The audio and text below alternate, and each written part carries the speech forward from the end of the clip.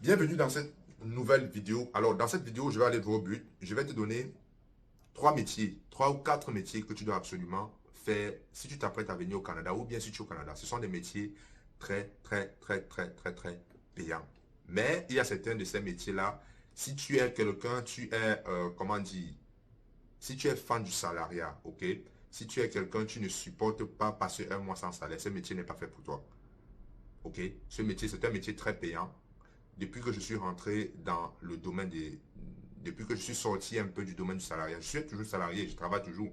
Mais depuis que je côtoie d'autres personnes, je me suis rendu compte que ce sont des personnes qui gagnent. Parce qu'il faut le dire, on ne choisit pas un métier parce que... Il y a des gens qui aiment le métier, je suis d'accord. Mais on ne choisit pas un métier juste parce que, voilà, il faut se faire de l'argent. Ok, certains se faire plaisir et se faire de l'argent. Ok, je vais te donner ces trois et quatre métiers. Ok, il y en a d'autres, mais ce sont des métiers que je vais te citer. Le premier métier, c'est simplement être courtier hypothécaire. Ok, courtier hypothécaire. Un courtier hypothécaire, c'est un intermédiaire, ok, entre la banque et quelqu'un qui veut un prêt hypothécaire. Bien sûr, un prêt hypothécaire, c'est un prêt pour acheter une maison, pour acheter un immeuble, pour acheter de l'immobilier. Si je ne me trompe pas, il y a certains qui sont également spécialistes dans trouver le prêt pour construire des maisons. Oui, vous pouvez construire une maison. Même en tant qu'immigrant, vous pouvez construire votre maison ici au Canada. Moi, je connais quelqu'un, un de mes enseignants qui va enseigner au Cameroun à Douala. Il est arrivé, au lieu d'acheter sa maison, il a construit. Et ça a des avantages et des inconvénients quand tu construis ta maison.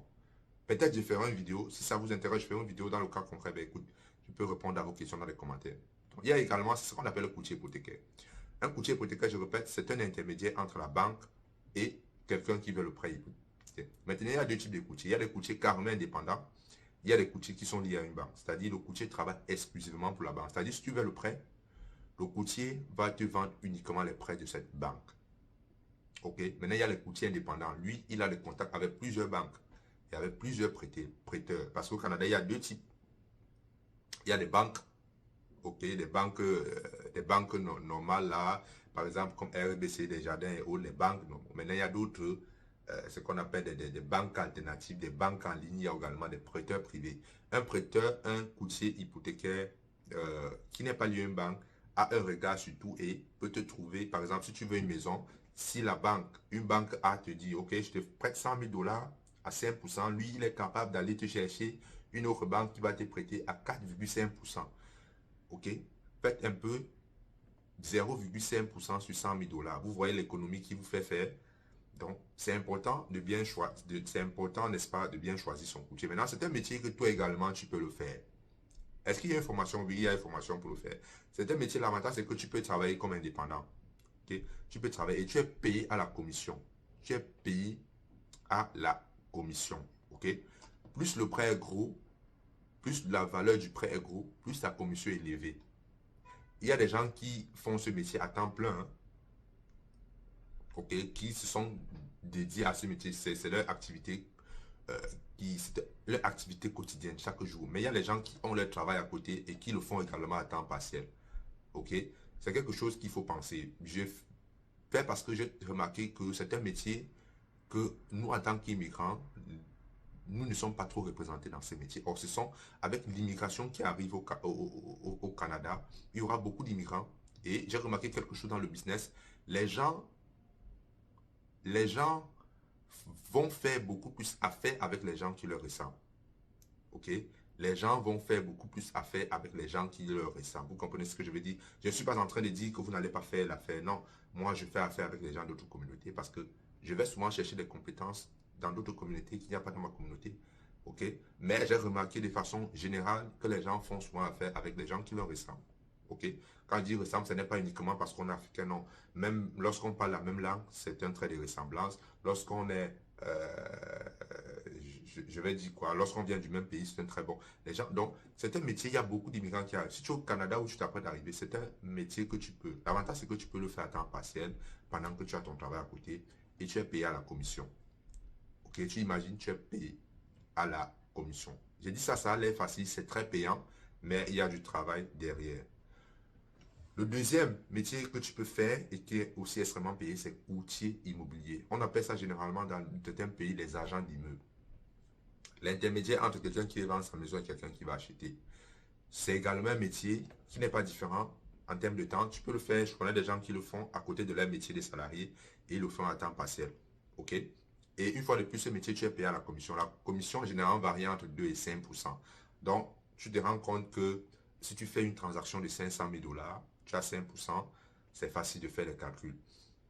Euh, L'une des raisons pour lesquelles j'ai décidé de faire cette vidéo, c'est que j'ai rencontré un ami dans une ville à 1h 45 minutes d'ici. Bah, il m'a parlé de son courtier immobilier. Son courtier immobilier, c'est un Marocain. Lui, il ne vit pas au Québec. Il vit au Québec en été. Il me dit, mon courtier immobilier, excusez-moi, mon courtier immobilier avec qui je travaille, il vient au Québec uniquement pendant 6 mois. Parce que pour lui, il juge que ce n'est pas utile de rester 12 mois au Québec alors qu'il fait la majorité de ses revenus sur 6 mois. C'est-à-dire, généralement, il me dit que son courtier immobilier, lorsqu'il vit au Québec sur 6 mois, il a besoin juste de faire 5 transactions. C'est-à-dire de faire 5 transactions pour gagner l'équivalent de ce que certaines personnes font en restant sur le territoire 12 mois. OK? Disons, il fait, je vais être grossier, il fait,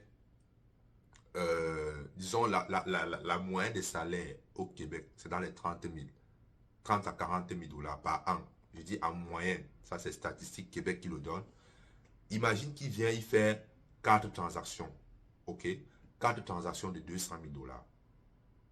4 transactions de 200 000 dollars et il a une commission de 5% par transaction. Ça veut dire qu'il a 10 000.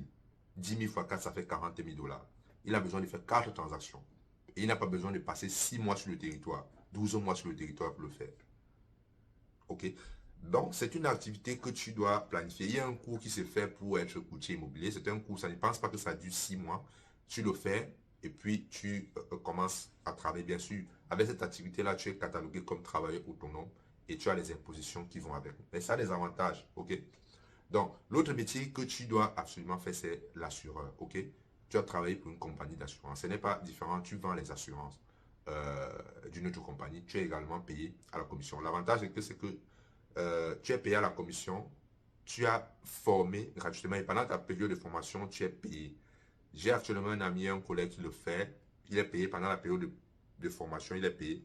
Après ça, il va commencer à travailler. C'est la même chose. Tu es payé en commission. Dans ce domaine-là, je n'ai pas trop d'informations, mais tu peux taper sur Internet. Je t'invite à le faire. Si tu travailles déjà dans l'assurance dans ton pays, tu peux également venir ici. Tu travailles dans l'assurance. L'avantage, c'est qu'on te forme. Si tu as déjà un minimum, un bagage académique, ils offrent la formation sur place ici. Ce n'est pas comme au pays, on va te demander de faire, d'aller. Non. Ici, tu contactes les compagnies d'assurance, ils vont te faire des formations sur place et ils vont te permettre, n'est-ce pas, de vendre leurs produits et d'être intermédiaire. Et ça également, c'est payant. L'autre métier s'adresse aux techniciens. OK? Technicien, c'est un besoin actuellement qui est très, très, très, très crucial au Québec, même au Canada. Ce sont des métiers tels que la plomberie, la menuiserie, bref, les gens qui savent faire des rénovations dans la maison, faire la peinture, savoir, par exemple, changer une porte, savoir changer une cuisine, installer une cuisine IKEA, savoir refaire une salle de bain. Les amis, ça c'est un métier qui est recherché. Donc, si vous avez des talents de bricoleur, si vous êtes menuisier, électricien, vous connaissez bricoler, c'est un métier, lorsque vous arrivez au Québec ou si vous êtes déjà au Québec, il faut prendre ça au sérieux. Je dis bien au sérieux. Je vous donne un exemple. Par exemple, j'ai évalué l'estimation que je suis en train de faire sur un immeuble que j'ai actuellement, que je suis en train d'acheter, pardon. Ben écoute, j'ai évalué le matériel qu'il faut. Le matériel coûte ça va me coûter comme 9 000 dollars. Le gars qui va faire les rénovations, j'ai appelé un gars pour faire les rénovations. Vous connaissez à combien il prend la main d'œuvre? Il prend la main d'œuvre à 18 000 dollars. 18 000 dollars. Ok. Même quand tu prends un bricoleur, c'est-à-dire quelqu'un qui est bricoleur, qui n'a pas sa carte, bien sûr, ce métier te demande une carte professionnelle. Il y a ce qu'on appelle une licence RBQ que tu dois faire. Ben, il y a des gens qui le font, des bricoleurs, quoi. Ils n'ont pas besoin de faire. Tu le prends, tu lui dis, ok, tu lui dis, ok, je veux que tu fasses ça et tes taxes. J'ai appelé un bricoleur pour faire ce travail. Il m'a demandé un minimum, ok, pour un appartement qu'il doit faire en 2 jours. Il m'a demandé 2 000 dollars. Ok. Ce qu'on appelle un homme à tout faire, il a demandé 2 000 dollars. Et je vous dis, c'est une... Actuellement au Québec, c'est un métier, il y a peu de gens. Et quand tu trouves quelqu'un qui peut te faire, qui peut rénover ta maison, ben écoute, il faut être heureux. C'est très rare et les gars coûtent extrêmement cher. Donc si tu as ces talents et que tu es sur le point d'arriver au Canada, je ne veux pas que tu aies été fermé. En fait, ça c'est mon point de vue. Que tu as été fermé, que je veux aller faire doctorat et autres. Si tu veux le faire, tant mieux. Mais si ton but c'est de gagner rapidement de l'argent pour aller faire tes projets, notamment en Afrique, ne néglige pas ce métier que je viens de te citer. Ok? Maintenant, si tu veux aller plus loin, tu peux également être constructeur, avoir tes licences pour construire des maisons au Québec, étudier le code du bâtiment. C'est possible. Ce sont des métiers où on ne retrouve pas beaucoup des membres de la communauté des immigrants, etc. Donc, je côtoie ces métiers. Les personnes que je rencontre sont généralement des personnes de communauté. Ils sont compétents, ils sont gentils, ils sont polis. Mais j'aimerais également voir que les immigrants entrent dans ces métiers-là et apportent leur contribution, n'est-ce pas, dans le bien-être de la vie générale au Canada. OK? Voilà les 4 métiers. Il y en a d'autres. Ça, c'est ce qui me vient à l'esprit, ce que j'ai constaté sur le terrain. OK? Donc, si tu arrives au Canada ou bien tu es au Québec et que tu as les compétences dans ce domaine-là et que tu as les habilités, ben, je t'invite à revoir ça au sérieux. C'est quelque chose qui peut être intéressant et qui peut changer tes revenus du jour au lendemain. Ça m'a fait plaisir de te partager ces vidéos, de te partager ces métiers-là. J'espère que cela va t'aider et que cela va permettre de réfléchir et peut-être pas de réorienter ta carrière. Ciao.